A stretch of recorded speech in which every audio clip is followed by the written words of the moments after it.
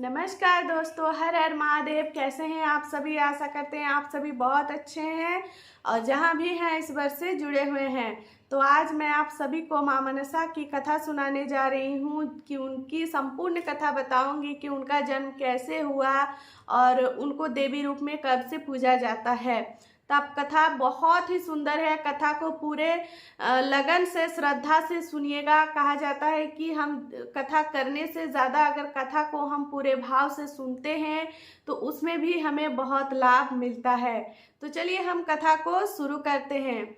एक बार की बात है कि माता पार्वती ने काली स्वरूप धर के दुष्टों का संहार कर रही थी। उसी दौरान एक घटना अनुसार जो है एक नाग कन्या की मृत्यु हो गई थी, जो कि वासुकी की बहन थी, जिस कारण से वासुकी बहुत ही ज़्यादा दुखी रहने लगे। वासुकी जो हमारे देवों के देव महादेव के गले में विराजमान है, वही है वासुकी। तो उनकी बहन की मृत्यु हो गई, जिसके कारण वासुकी बहुत दुखी होने लगे। हमारे भोलेनाथ बहुत ही भोले हैं, जिससे उनका दुख देखा नहीं गया। तो फिर उन्होंने जो है अपने नट से, उनके नटराज स्वरूप जो है उनके मस्तक से उन्होंने एक पावर को एक कमल के पुष्प में अर्जित किया, जिससे एक बहुत ही सुंदर मानस कन्या का जन्म हुआ, जिनका नाम मनसा पड़ा। और तभी जो है उस कन्या को वासुकी का बहन बना करके भोलेनाथ और माता पार्वती ने वासुकी को दे दिया। वासुकी नाथ उसे ले करके जा ही रहे थे कि आधे ही दूर पहुंचे थे कि उनसे उनका ताप सहन नहीं हो रहा था और वो गिर पड़े। तब उन्होंने भोलेनाथ से कहा कि हे भोलेनाथ, जब मैं इसका ताप सहन नहीं कर पा रहा हूँ तो ये छोटी सी बच्ची इस ताप को कैसे सहेगी। और तभी जो है भोलेनाथ ने क्या किया कि अपने पावर से उनको जो है, जो मनसा थी, उनको एकदम से शिशु से लेके युवा अवस्था में पहुंचा दिया। इसीलिए माँ मनसा देवी की कोई भी बचपन की कथा नहीं है, क्योंकि उनको एकदम से बड़ा कर दिया गया था। वो पूरे विश्व में कहते हैं तीनों लोक में सबसे जहरीला अगर कोई है तो वो माँ मनसा ही है। उनके अंदर इसका इतना सारा विष कैसे आया? तो आप सभी को पता होगा कि समुद्र मंथन के समय जो हलाहल हुआ था, जिस विष को देवों के देव महादेव ने अपने अंदर समाहित कर लिया था, और उसी के समय बस विष उनके शरीर में फैल ही रहा था कि तभी उनके मस्तक से माँ मनसा का जन्म हुआ था, जिसके कारण से पूरे शरीर में माँ मनसा का जो शरीर था वो पूरे विष में भरा हुआ था। और इसीलिए उसको विष कन्या भी कहा जाता है, उसको विषहरी भी कहा जाता है। आपको पता हो, अगर नहीं है तो मैं बता दूं कि जब महादेव ने उस विष को अपने अंदर ग्रहण किया था तो उसके अंदर काफ़ी उथल पुथल मची हुई थी। जब माँ मनसा का जन्म हुआ तो माँ मनसा से उनका दुख देखा नहीं गया और उन्होंने जो है उस विष को उनके कंठ में ही रोक दिया और उस विष को अपने अंदर पी लिए। और ये जब उन माँ मनसा ने किया तो ये देख करके देवों के देव महादेव और माता पार्वती इतने खुश हुए कि उन्होंने देवी मनसा को एक वरदान दिया। और वो वरदान ये था कि उन्होंने उसे कहा था कि तुम्हें पृथ्वी लोक में, देवलोक में देवी रूप में पूजा जाएगा। लेकिन कहते हैं ना कि हमें अपनी पहचान बनाने के लिए हमें थोड़ी मेहनत तो करनी ही पड़ती है। तो ठीक उसी तरीके से उन्होंने वरदान तो दिया था, लेकिन तभी से उनको पूजा नहीं जा रहा था।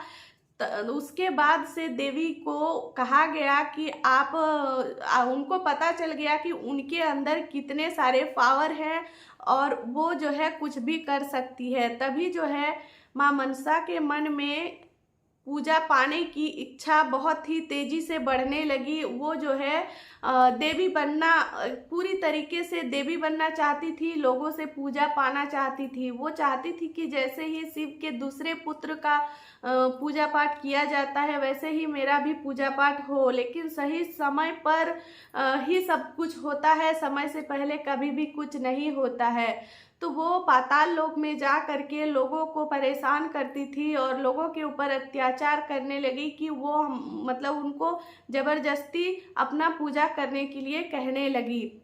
तभी जो है शिव को ये सूचना मिली और तभी महादेव ने माँ मनसा को कैलाश बुलाया और उन्होंने कहा कि तुम्हें जो है अगर पूजा ही पाना है तो तुम्हें पृथ्वी लोक में जाना पड़ेगा। वहाँ पे चंद्रधर नाम का एक बहुत ही बड़ा शिव भक्त है, उनसे ही तुम्हारे पूजा का जो है शुरुआत होगा। सबसे पहले पूजा वही तुम्हारे करेंगे, उसके बाद से ही पूरे विश्व में, पूरे तीनों लोक में, पृथ्वी लोक में तो पूजा ही जाता है, लेकिन पहले देव लोक में पूजा जाता है, उसके बाद ही पृथ्वी लोक में पूजा जाता है। तो तभी जो है माँ मनसा को पृथ्वी लोक में भेज दिया गया और ऐसे ही माँ मनसा का जन्म हुआ और उनका पूजा पाठ भी शुरू हुआ। तो चंद्रधर बहुत ही बड़े शिव भक्त थे, वो किसी और का पूजा नहीं करना चाहते थे और माँ मनसा ने बहुत ही प्रयत्न किए कि वो मेरी पूजा करें, लेकिन वो उनकी पूजा करने के लिए तैयार नहीं थे। तभी जो है माँ मनसा ने भरपूर कोशिश की, बहुत प्यार से भी समझाया, क्रोधित भी हुई। जब सब कुछ करने के बाद भी उनका पूजा नहीं कर रहे थे, तब माँ मनसा ने क्या किया, क्रोध में आकर उन्होंने चंद्रधर के 6 पुत्र को मार डाला। जब उनके 6 पुत्र को मार डाला तो उसकी जो पत्नी थी, चंद्रधर की पत्नी ने माँ मनसा की पूजा चुपके चुपके करती थी और उन्होंने उनसे वरदान मांगा था कि मुझे एक पुत्र की प्राप्ति हो, और माँ मनसा ने उन्हें ये वरदान दिया भी। और तब जाके उनको जो है एक और पुत्र की प्राप्ति हुई और उसका विवाह जो है सती बेहुला से हुई। आप सभी को पता है कि उसका जो 7वां पुत्र था उसको लखींदर, वैसे उसको लक्ष्मीधर के नाम से जाना जाता है, लेकिन कई जगह पे उसे लखींदर के नाम से भी जाना जाता है। लक्ष्मीधर का विवाह जो है बेहुला नाम की एक सती से हुई और जैसे कि माँ मनसा का पूजा नहीं होने के कारण उन्होंने अपना वरदान उनको दिया था और उस वरदान को ही वो वापस लेने के लिए उसी शादी की रात में चली गई और शादी की रात, पहली रात में ही उन्होंने लक्ष्मीधर का प्राण ले लिए। बेहुला एक बहुत ही बड़ी सती थी, तो उन्होंने अपने धर्म कर्म से अपने सारे देवी देवताओं को वो मानती थी और अपने प्रयत्न से उन्होंने जो है सारे देवी देवताओं को खुश कर लिया, लेकिन उससे भी उनको कोई लाभ नहीं मिला। सबने उनसे कहा कि आप देवों के देव महादेव के पास ही जाए। फिर वो महादेव के पास भी चली गई और फिर उनसे जाकर उन्होंने अपनी सारी कथा सुनाई। फिर उन्होंने भी कहा कि उनका प्राण माँ मनसा ने लिया है तो अब वही कुछ कर सकती हैं। तो बेहुला जो है माँ मनसा को बहुत ही मानती थी और वहीं पर जो है उनको बताया गया कि कैसे कैसे करके उन्होंने जो है उनके 6 पुत्र को पहले मारा था, फिर इनको मारा। उनका मारने का कोई मकसद नहीं था, बस वो अपना पूजा उनसे पाना चाहती थी, लेकिन उन्होंने अपने हट में आकर उनका पूजा ना करने का ठान लिया था। तो महादेव ने भी बेहुला से कहा कि आप जाकर चंद्रधर से माँ मनसा का पूजा का आग्रह करें और इनका पूजा करवाइए। और फिर वहीं पर जो है देवों के देव महादेव ने उनके 7 पुत्र को जीवित किया, क्योंकि आप सभी को पता है कि मरे हुए इंसान को अगर कोई जीवित कर सकता है तो वो एकमात्र महादेव ही हैं। माँ मनसा ने उनको मार तो दिया था, लेकिन जीवित करने की शक्ति उनमें नहीं थी, तो उन्होंने महादेव से क्षमा भी मांगा कि मुझे क्षमा कर दे और बेहुला का पति को जीवित कर दे। तो उन्हें क्षमा कर दिया गया। उन्होंने जितनी भी गलतियां की थी सबके लिए क्षमा मांगी और वहीं पर उनका परीक्षा खत्म हो जाते हैं और फिर महादेव के दिए हुए वरदान के कारण उनको जो है चंद्रधर को आदेश दिया जाता है। महादेव आदेश देते हैं कि माँ मनसा देवी का पूजा आप करो, उनको फूल जल अर्पित करो।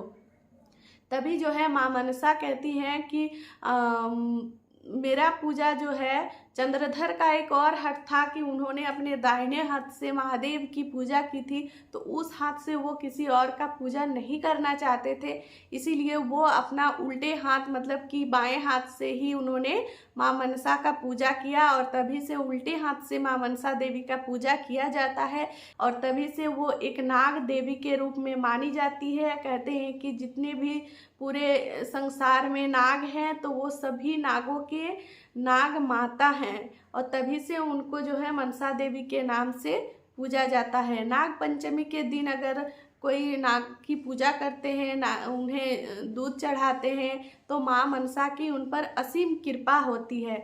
तो अगर आप भी माँ मनसा की कथा सुन करके प्रसन्न हुए हैं तो आप हमारे चैनल को सब्सक्राइब जरूर कर लीजिए, क्योंकि ऐसी ही ईश्वर से जुड़ी जानकारी मैं आपके लिए लेकर आती रहती हूँ। तो चलिए फिर आज का कथा आप लोगों को कैसा लगा आप लोग हमें कमेंट में ज़रूर बताइएगा।